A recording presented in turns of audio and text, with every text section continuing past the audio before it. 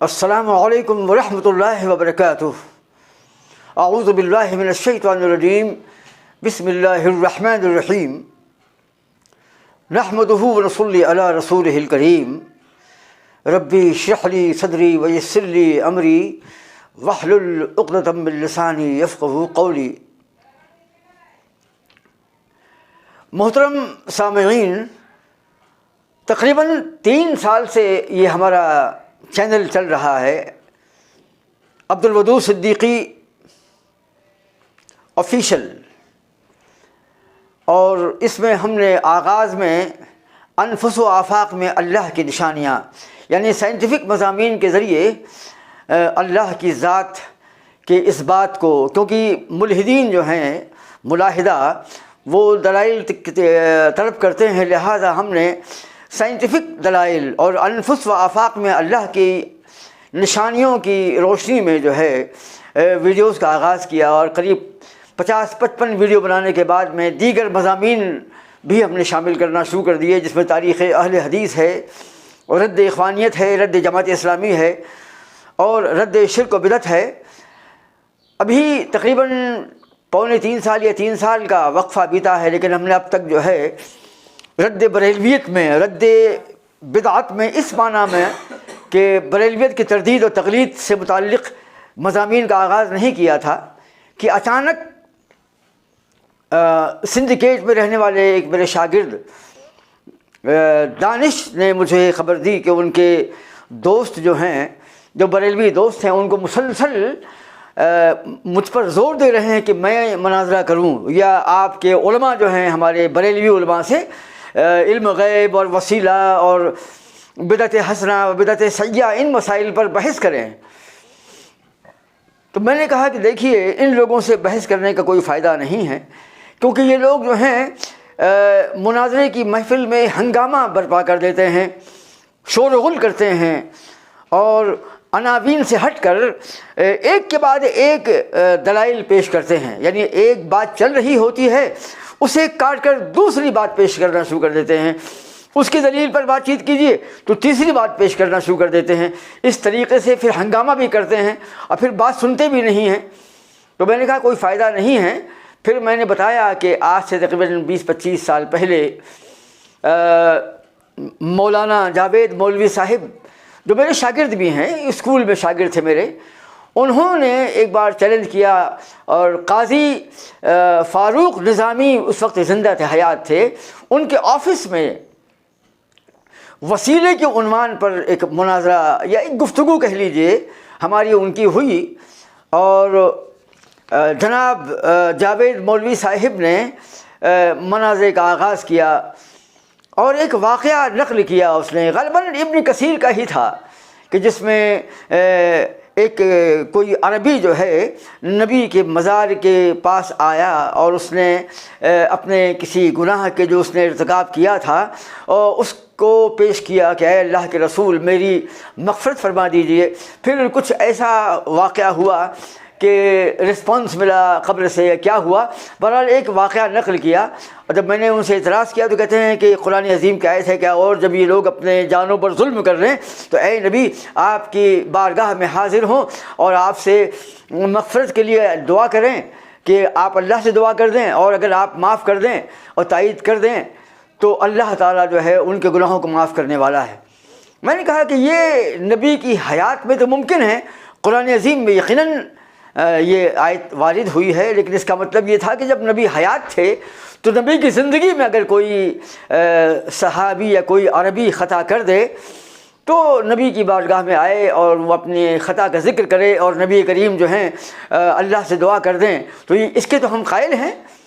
لیکن نبی کریم کے انتقال کے بعد کوئی ان کے مزار پر حاضر ہو کر وہاں پر یہ نبی کے مزار کے سامنے نبی کو مخاطب کر کے اس قسم کی بات کرے تو یہ شرک ہے، کیونکہ اللہ کے رسول کا انتقال ہو چکا ہے، وہ عالم آخرت میں ہیں، اور حیات میں بھی اللہ کے رسول صلی اللہ تعالیٰ علیہ وسلم جو ہیں انسانوں دور سے دور کی آوازوں کو نہیں سن سکتے تھے، کیونکہ آپ عالم الغیب نہیں تھے، نبی کریم ہی نہیں بلکہ اللہ کے سوا کوئی بھی غیب کو نہیں جانتا، اور اس کے بے شمار دلائل ہیں۔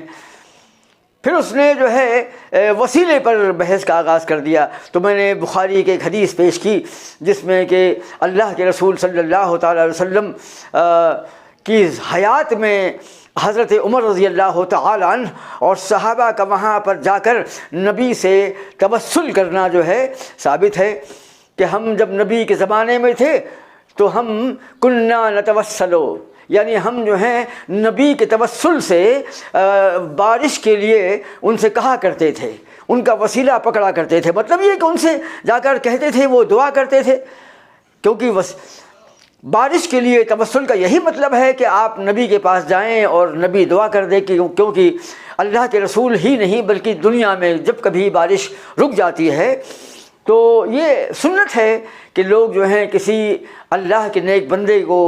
نماز کے لیے آگے بڑھائیں اور وہ نماز استسقاء پڑھے اور دعا کرے اللہ تعالیٰ سے. اللہ چاہے گا تو انشاءاللہ بارش کر دے گا. تو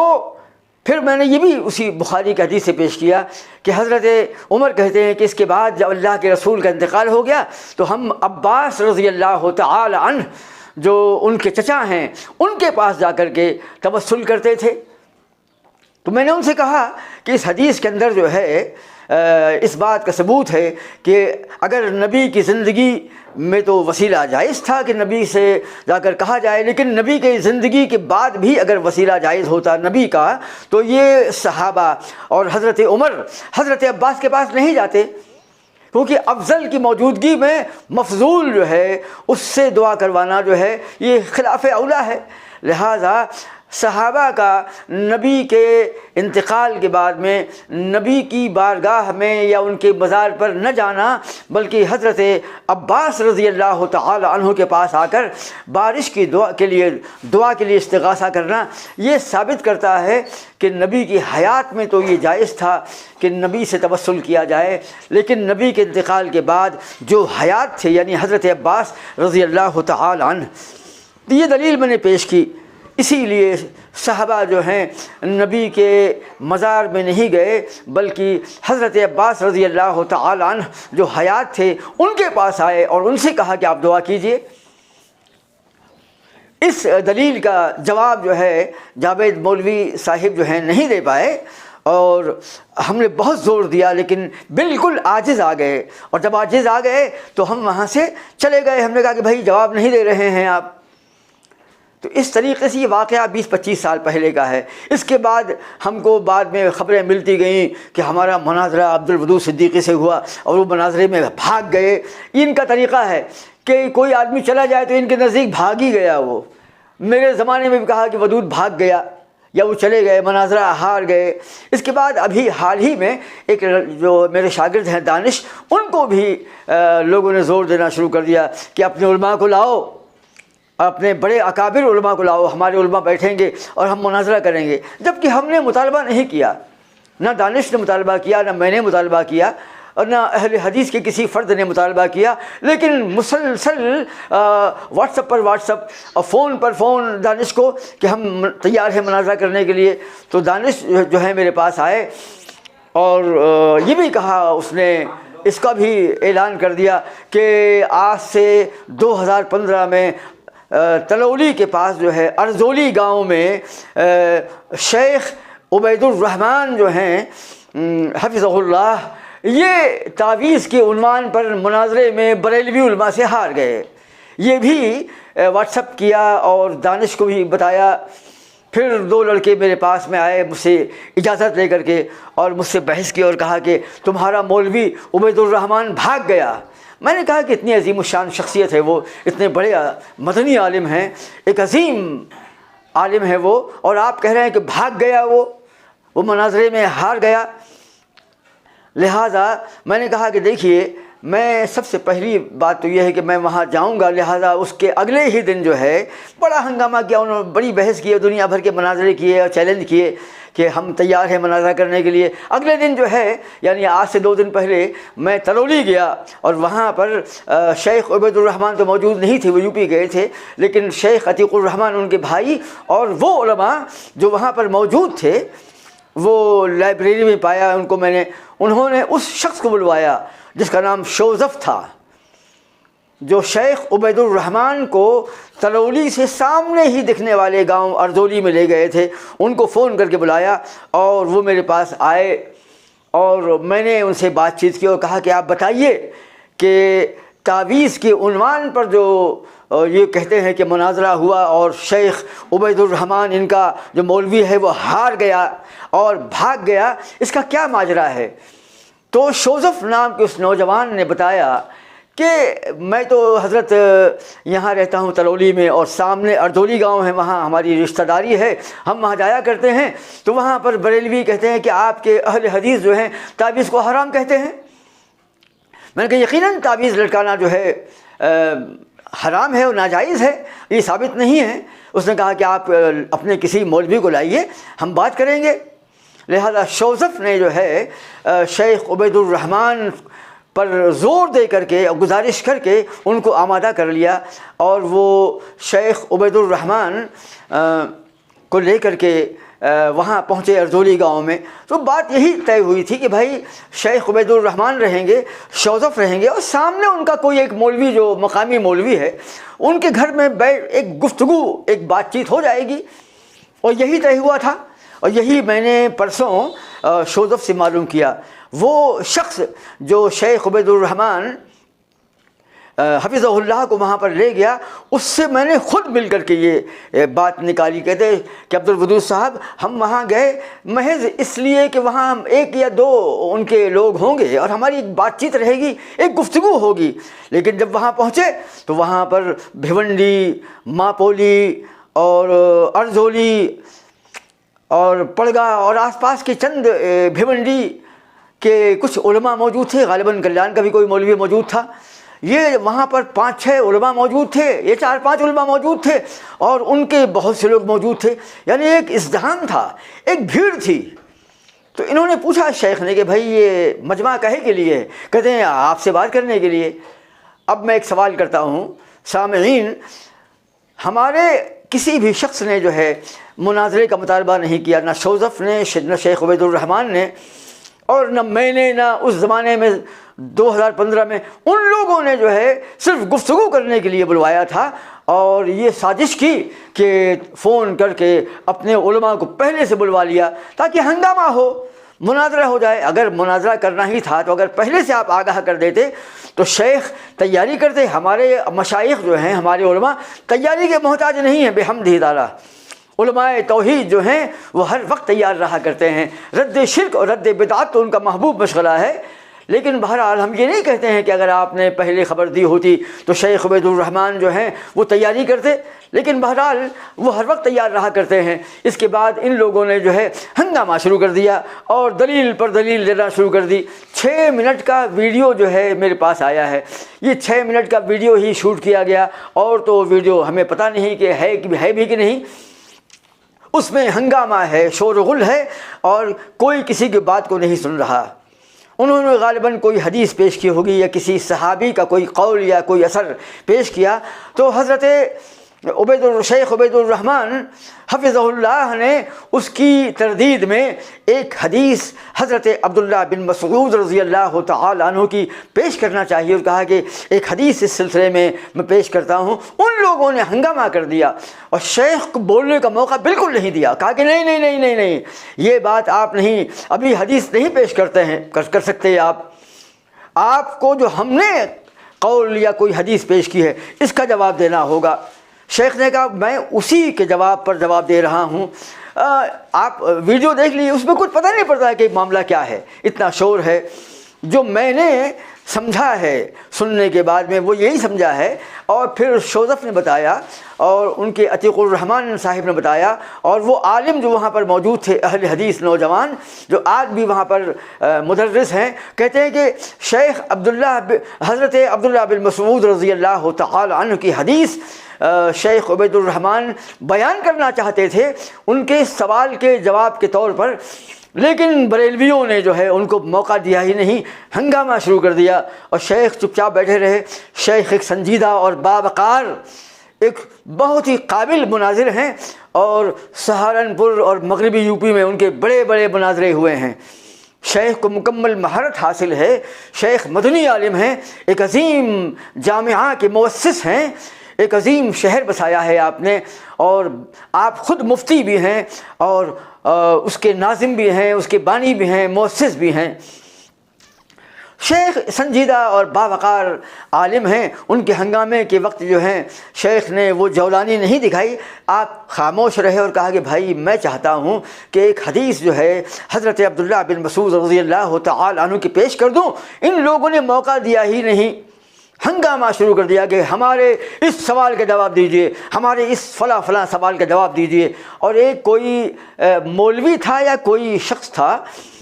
مجھے خبر دی شوزف نے جب میں پرسوں گیا، کہ وہ ایک کیک لے کر کے آیا تھا۔ سوچئے آپ، کہتا ہے کہ میں نے اس میں زہر ملا دیا ہے اس کیک کے اندر میں،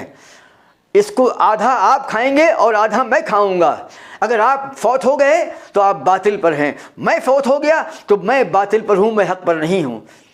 تو شیخ عبید الرحمن ڈوب گئے حیرت میں کہ ایسی جہالت جو ہے اس کا کیا کیا جائے۔ موصوف خاموش رہے اور موصوف نے اس کا انکار کیا۔ اس طریقے سے آپ سوچئے کہ اول تو شیخ عبید الرحمن مناظرے کے لیے نہیں گئے تھے، اور پھر آپ نے ان سے وقت لے کر کے پہلے ہی سے اپنے علماء کو جمع کر لیا اور اپنے عوام کو جمع کر لیا، اور پھر ہنگامہ شروع کر دیا، اور اس کے بعد جو ہے اس کو مناظرے کا نام دیا۔ اور اس کے بعد جو ہے فروری کے مہینے میں 2015 میں نے دیکھا ہے ویڈیو کے اندر میں ایک اشتہار ہے، ہم لگائیں گے اس کو، اس ویڈیو کے اندر وہ اشتہار لگائیں گے، اس میں لکھا کہ غیر مقلدین اور اہل السنہ کے مابین ہونے والے مناظرے میں غیر مقلدوں کی ہار اور اہل السنہ کی فتح مبین، اور پھر نیچے جشن فتح مبین کے نام سے اس کا ایک اشتہار دکھایا گیا ہے۔ اور پھر جو ہنگامہ ہوا ہوگا آپ سوچ سکتے ہیں، یعنی نہ یہ مناظرہ تھا اور نہ پہلے سے ان کی خبر تھی، نہ شرائط مناظرہ طے ہوئے اور نہ کوئی گفتگو ہوئی، بالکل فریب اور جھوٹ ہے۔ میں ایک سوال کرنا چاہتا ہوں عوام سے، سامعین سے، کہ آپ سوچئے کہ یہ کتنی بڑی دروغ گوئی ہے اور کتنی بڑی سازش ہے اور کتنی بڑی بدترین مثال ہے بد اخلاقی کی، کہ آپ مناظرہ نہیں کر رہے، مناظرہ طے نہیں ہوا اور نہ اقرار کیا اور نہ شرائط بھی طے ہوئے اور نہ انہوں نے قبول کیا، بلکہ محض ایک گفتگو تھی کہ شیخ عبید الرحمن شوزف کے ساتھ وہاں گئے۔ یہ ان کا قیاس تھا کہ ان کا ایک مولوی ہوگا یا 2 مولوی ہوں گے اور بات چیت ہوگی تعویذ کے عنوان پر بس، لیکن وہاں پر ان لوگوں نے پہلے ہی سے چند علماء کو، جو ماپولی اور پڑگا اور کلیان بھیونڈی اور خود اردولی کے جمع کر لیا تھا، اور ایک مجمع بھی موجود تھا۔ وہ مجمع جو ہے ویڈیو ہم دکھا دیں گے آپ کو، اور ویڈیو بھی دکھا دیں گے اور ان کا اشتہار بھی دکھا دیں گے آپ کو۔ تو آپ سوچئے کہ یہ کتنا بڑا فریب ہے، یہ دھوکہ ہے کہ نہیں؟ کیا اہل السنہ کے ائمہ و علماء کو یہ زیب دیتا ہے کہ وہ جھوٹ بولیں؟ اول تو یہ مناظرہ نہیں تھا، اور پھر آپ نے دھوکہ دیا کہ بات تھی گفتگو کی اور شرائط بھی طے نہیں ہوئے، نہ عنوان طے ہوا، محض گفتگو کے لیے جا رہے تھے، لیکن آپ نے وہاں پر اپنے علماء کو پہلے سے بلا لیا۔ یقیناً آپ نے تیاری کروائی ہوگی،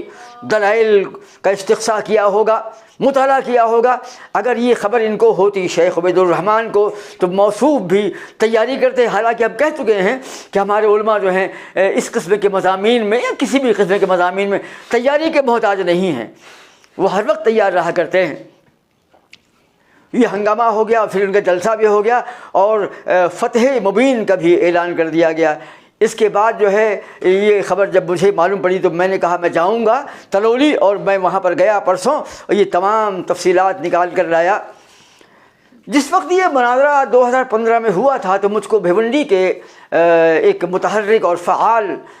جناب امجد خان صاحب نے بھی خبر دی تھی، کہ بتایا تھا مجھ کو کہ شیخ عبید الرحمن جو ہیں ایک گاؤں اردولی گئے تھے اور وہاں پر ایک مناظرہ تھا، وہ 3 لوگ ہیں صاحب فتنہ ہیں، وہاں شیخ کیوں گئے؟ میں کہا بھائی مجھے پتہ نہیں۔ تو یہ خبر مجھے اس وقت بھی معلوم پڑ چکی تھی کہ وہاں کوئی مناظرہ ہوا، لیکن ابھی انہوں نے کلیان کے آس پاس مضافات میں جا بجا اس بات کا ڈھنڈورا پیٹ رہے ہیں، یعنی 8 سال پہلے کی بات ہے، لیکن یہ ہنگامہ کر رہے ہیں کہ ہم نے مناظرہ جیت لیا، ہم نے مناظرہ جیت لیا، اور آج آپ لوگ آ جائیے مناظرہ کیجیے۔